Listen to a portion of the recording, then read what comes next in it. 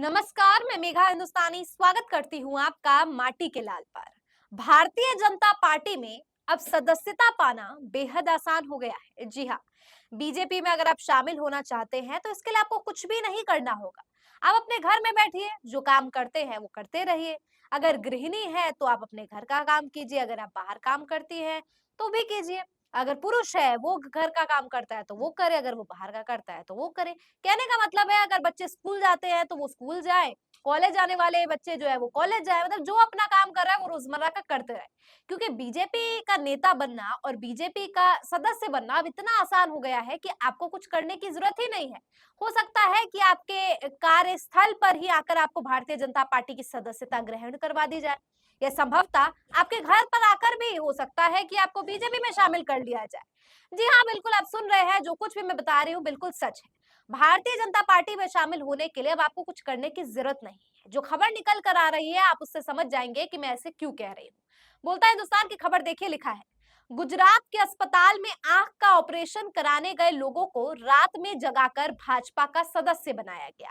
तो ये खबर पढ़िए, इसमें आप खुद समझ सकते हैं, पूरी की पूरी खबर भी मौजूद है जिसके तहत आप समझ सकते हैं कि कैसे भारतीय जनता पार्टी में शामिल करने के लिए ऑपरेशन करने गए लोगों को जबरदस्ती रात में उठा दिया जाता है और उनसे अंगूठा लगवा दिया जाता है। खबर देखिए लिखा है, गुजरात आके ऑपरेशन के लिए भर्ती थे 250 लोगों को रात में जगाकर भाजपा का सदस्य बना दिया गया। जूनागढ़ के रहने वाले कमलेश भाई ठुमर जब अपना मोतियाबिंद निकलवाने के लिए राजकोट के रणछोड़ दास जी बापू चैरिटेबल अस्पताल गए तो आधी रात को एक युवक आया और वहां सो रहे मरीजों को नींद से जगाकर भाजपाई बना दिया। इस पूरी घटना का कमलेश भाई ने वीडियो भी बनाया और पूरी घटना सामने आ गई है।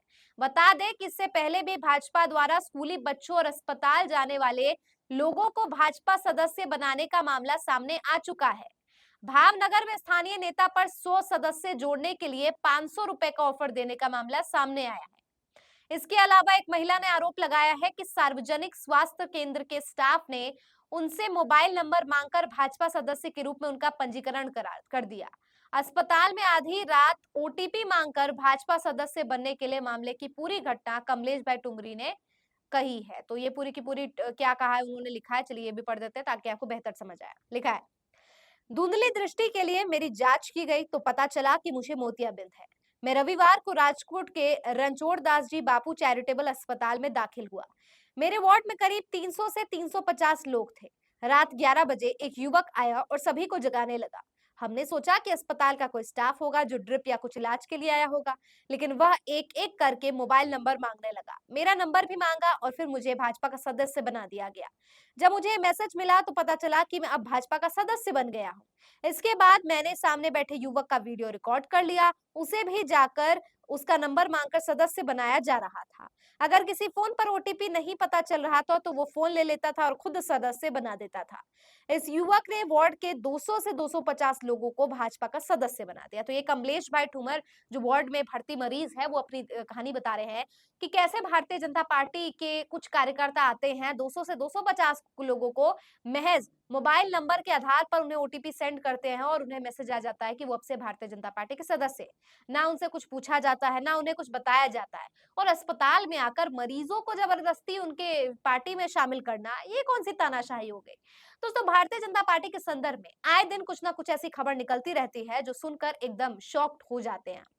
अब ये ऐसे ही चौंका देने वाला खबर एक दिन पहले मैंने आपको सुनाई थी। क्या सुनाया था? जिसमें मैंने आपको खबर भी बताई थी, देखिए स्क्रीन पर नजर डालिए। लिखा है, एफआईआर नाग थाना के पूर्व विधायक देववंत फूल सिंह चरण चौहान की पत्नी सुनीता चौहान ने दर्ज कराई थी। अब आपको याद होगा, मैंने आपको बताया था कि 2 करोड़ में टिकट बेचने का मामला सामने आया और भारतीय जनता पार्टी जो है वो 2 करोड़ रुपए लेकर टिकट बेच रही है यहाँ पर। तो आप समझ सकते हैं, जिस पार्टी में नेताओं को चुनावी मैदान में पैसा लेकर उतारा जाता है, जहां पर सदस्यता इस तरीके से ग्रहण कराई जाती है, जिसमें ये भी कहा जाता है कि मोदी जी और तमाम भारतीय जनता पार्टी के बहुत से नेताओं पर फर्जीवाड़ा करने का आरोप, यानी कि फेक फॉलोअर्स, बोट फॉलोअर्स के भी आरोप लगते हैं कि सोशल मीडिया पर उनके 100 मिलियन है और 100 मिलियन आखिर किस आधार पर है? तमाम तरीके की बातें जो है भारतीय जनता पार्टी के संदर्भ में उठती आई है।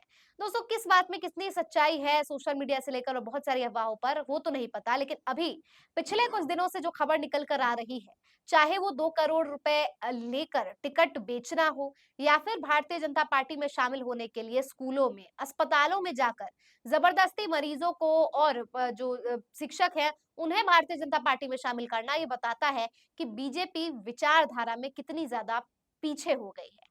कैसे सिद्धांतवादी भारतीय जनता पार्टी जो अटल बिहारी वाजपेयी के समय हुआ करती थी, वो अपना पूरी तरीके से सिद्धांत जो है भूल चुकी है और अब बीजेपी में शामिल कोई होना चाहता नहीं है। लिहाजा भारतीय जनता में शामिल करने के लिए स्कूल को, अस्पतालों को मोहरा बनाया जाता है।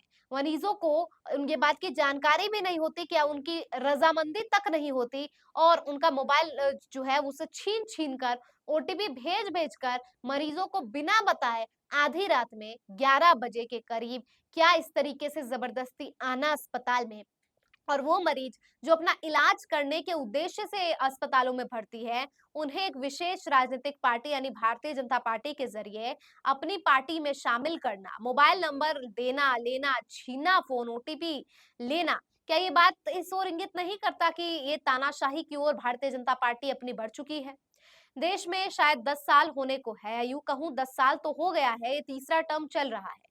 बावजूद इसके भारतीय जनता पार्टी कार्यस्थल में बहुत ज़्यादा पीछे नज़र आ रही है। चाहे वो महँगाई हो, चाहे बेरोज़गारी हो, चाहे वो अग्निवीर का मुद्दा हो, चाहे वो किसानों का मुद्दा हो, महिला पहलवानों का हो, मणिपुर का हो, बहुत से ऐसे आज मुद्दे हैं जिसको लेकर भारतीय जनता पार्टी पर सवाल उठते आए हैं।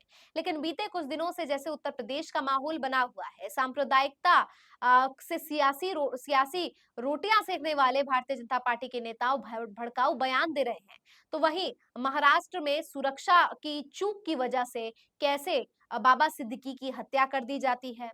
तीसरा सवाल ये उठता है कि कैसे गुजरात में जबरदस्ती यहाँ पे भारतीय जनता पार्टी का सदस्य बताओ बनाओ अभियान चल रहा है। क्या क्या ये सेल्स पर्सन और सेल्स मार्केटिंग की तरह नहीं लग रहा है, जिसमें दो लोगों को जोड़ो और जो है कमीशन पाओ? क्या भारतीय जनता पार्टी अब सेल्स ऑपरेट करना शुरू कर चुकी है? क्या एक बिजनेस बन गया है? क्या पार्टी में शामिल होना इस तरीके से आप लोगों को सेल्स का जो है ऑफर दे रहे हैं, किस तरीके से पार्टी में शामिल किया जा रहा है? और अगर इस तरीके से किया जा रहा है तो फिर आप समझ सकते हैं कि बीजेपी के नेताओं के द्वारा इस तरीके का बहुत सारे बयान आते हैं और नेताओं में बिल्कुल भी अकाउंटेबिलिटी नहीं होती है, जवाबदेही नहीं होती है। वो इसलिए ही होती है क्योंकि पार्टी में लोग भी इस तरीके से शामिल किए जा रहे हैं। तो नेता वाले गुण किसी के अंदर है नहीं और उसको नेता बना दिया जाए। उसकी शिक्षिक शैक्षिक बैकग्राउंड क्या है हमें ये नहीं पता। वो व्यक्ति क्या उस काबिल है कि नहीं लोगों को संभालने का वो नहीं पता और उसके लिए उसकी विचारधारा क्या आपके सिद्धांतों से मेल खाती है ये भी नहीं पता और इन सब चीजों को दरकिनार करते हुए, हाशिए पर लटकाते हुए आपके लिए सबसे महत्वपूर्ण ये हो गया है कि आपको अपने सत्ता में काबिज रहने के लिए, आपको फेक फॉलोअर्स का फर्जी दिखावा करने के लिए, आपको अपने अस्तित्व में भारतीय जनता पार्टी को रखने के लिए, आप भारतीय जनता पार्टी में शामिल करने के लिए सदस्यता इस प्रकार से ग्रहण करवाते हैं लोगों से जबरदस्ती। तो सवाल तो कई हैं, आपके क्या विचार है इस पूरी खबर पर कमेंट करके बताइए। मुझे दीजिए इजाजत और देखते रहिए माटी के लाल। धन्यवाद।